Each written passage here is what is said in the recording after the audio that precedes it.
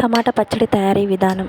ముందుగా నువ్వులను ఫ్రై చేసి పక్కనైతే పెట్టుకోవాలి. ఆ తర్వాత పల్లీలు దోరగా వేయించుకొని పక్కన పెట్టుకొని దాంట్లో పచ్చిమిర్చి వేసి దీంట్లోని కూడా దోరగా వేయించుకోవాలి.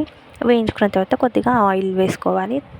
ఆయిల్ కొంచెం ఆయిల్లో ఫ్రై అయిన తర్వాత టమాటో వేసుకోవాలి. టమాటా కొద్దిగా మగ్గాలి అనమాట. మగ్గిన తర్వాత కొంచెం కొత్తిమీర అలాగే ఎల్లిపాయలు కొంచెం చింతపండు వేసి దీంట్లో కూడా మంచిగా ఫ్రై చేసుకొని క్యాప్ పెట్టి ఒక 5 నిమిషాలు కుక్ చేసుకోవాలి. తర్వాత మళ్ళీ కొద్దిగా పసుపు అలాగే కొంచెం సాల్ట్ వేసుకొని ఒక 15 మినిట్స్ అట్లా బాగా మగ్గనివ్వాలి క్యాప్ పెట్టుకొని.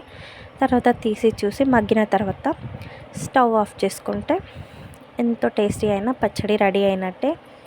ఇప్పుడు మనం నువ్వులని తీసుకొని చల్లారే వరకు ఉంచుకొని మిక్సీ పట్టుకోవాలి. అలాగే పల్లీలు మిక్సీ పట్టుకోవాలి.